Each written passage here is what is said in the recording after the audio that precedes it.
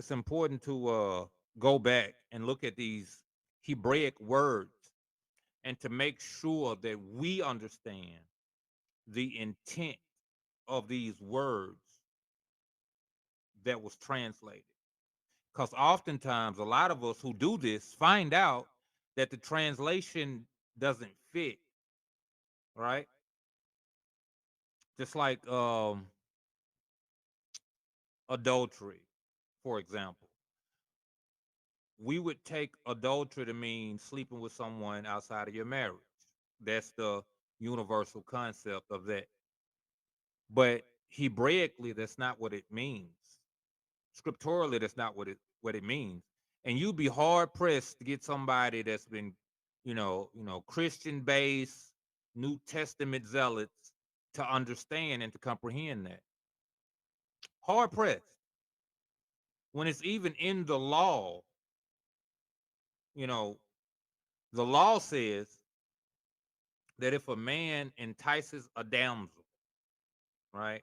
That means a man sleeps with a woman who is not married, who is not engaged. She's just a single woman with no husband, and he sleeps with her. It says he shall marry her, right? He shall try to marry her, right? He shall ask her father for her hand in marriage, and he shall pay the bride price for her. Don't say nothing about killing them. Don't say nothing about doing nothing to this man, right? Besides the fact that he is supposed to try to marry this woman. When you get into a man sleeping with a married woman, if the married woman was a willing participant with him, then him and her are to be stoned or unalived, right? But if the woman cried out, if the woman resisted the man and he raped her, as they say, then the man alone is to be stoned. The woman, if she had a willingly slept with this man, would have committed adultery. The penalty for adultery is death. So if she willingly slept with him, she died and he died. But if he took her by force, only he died. Because adultery, biblical adultery, is a man sleeping with a married woman or a married woman sleeping with another man that's not her husband. That's adultery. There is no penalty of death for a man that sleeps with a woman who's not married. It's just not there. Can it be frowned upon? Can it be a thing that's not tasteful to a lot of people? Absolutely. Absolutely, because you don't want to be in a position to where you are, robbing a woman, especially biblically. To be a virgin, to be a woman who is undefiled, as they say, it is a major thing. That's why if you defiled a woman in her flower, I mean, if you defiled a damsel who had not been married, you're supposed to go try to marry her. That is to be a covering. That is to enter into covenant with her to provide and to protect her. You're supposed to go and do that, not just sleeping around willy nilly with women. Now, the,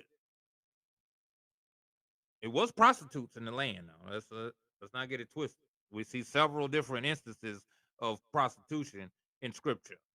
Okay, quite a few. You got Rahab, you got Tamar, you got the two women with the baby. You got a bunch of different instances where we see prostitution, and these women aren't punished for being prostitutes. Hey, you a prostitute. You finna die. We don't see that. We don't see it. You know, they ain't praised and glorified for their prostitution, but that was what was left to a woman who was put out of her father's house for whatever reason, put out of her father's house, put away from her husband. Back in the day, you had no other means to provide for yourself other than, you know, servitude in the house of a family member with money or somebody with money. You had to go, say like you had a rich uncle or something. As we see with we see with uh Naomi, what's the one? Ruth. Ruth was went and got substance from Boaz until he married her and covered her. But he was going to provide her with shelter and food until she was able to be covered. And he even offered her to her next kinsman first. Like, hey, he's supposed to get first dibs on you. If he don't want you, I'd take you. Okay? That's why I said we got to understand scripture. A lot of people and the lifestyles they lead and the things in which they believe in, when you hit them with actual biblical stuff, they wouldn't want to believe in it. No, I know my God. He wouldn't. He wouldn't want. Yes, yes, it's like that. Yes, it really is. You know, it's a when you got a slave.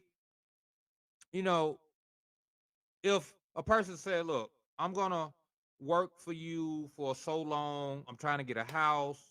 I'm trying to get this, that, and the third. I'm gonna serve you for this amount of time." And they do it. It said at the end of that time, you must let him go with what he worked for you for. And if he decides that he don't want to leave, because some of the things you could give him in that time, you could give him a wife. Now, if he didn't come to work with you for a wife, but in the course of this time you gave him a wife, you said, look, I got a servant girl over here. You my servant man, got a servant girl. I'm gonna let you marry and have kids. It said at the end of his serving time, if he want to go, he could go. But if you want to keep the wife and the kids, then he got to stay with you. And you get to take his ear and put a hole in his ear to show ownership, that he's your slave now, that he is that he's forever part of your family, and you have to cover him and provide for him. But if he don't want to stay, if he don't want the hole in his ear, he wanna run off, then he got to leave his wife and his kids with you, and they your servants, they your slave. That's in the scripture. A lot of people say slavery is wrong and all this. Listen, man, you don't know what the Bible say. You, you don't know. Now, a slave can be given freedom. You could give your slave freedom, but you don't have to. A slave can get land. You could give your servants land. You could give your servants possessions, but you don't have to. And you could take it. You know why? Because you the boss. You paid the cost to be the boss. So translate that over to marriage. Translate that over to any kind of rulership in which a person is subjected to you.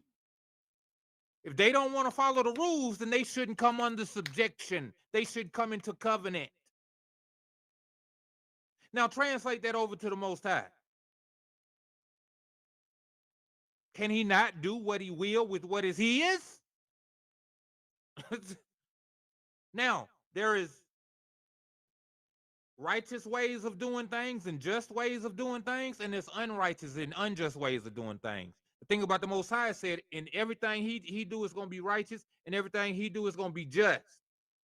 If there's any kind of punishment laid down, if there's any kind of negativity brought forth, it's because you deserve it. And he gave you ample opportunity to get out of it, and you didn't want to get out of it, so then he got to bring forth the hammer on you.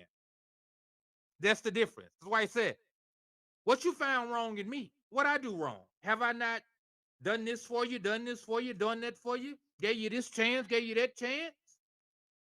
That's how we talk when he talks. I've been giving you shots. I've been giving you leeway. So when the hammer comes down, when the judgment comes forth, man, you got to take that on the chin. So anyway, with that mindset is why we're going to go into the scripts and look at the biblical and Hebraic definitions of hate and love.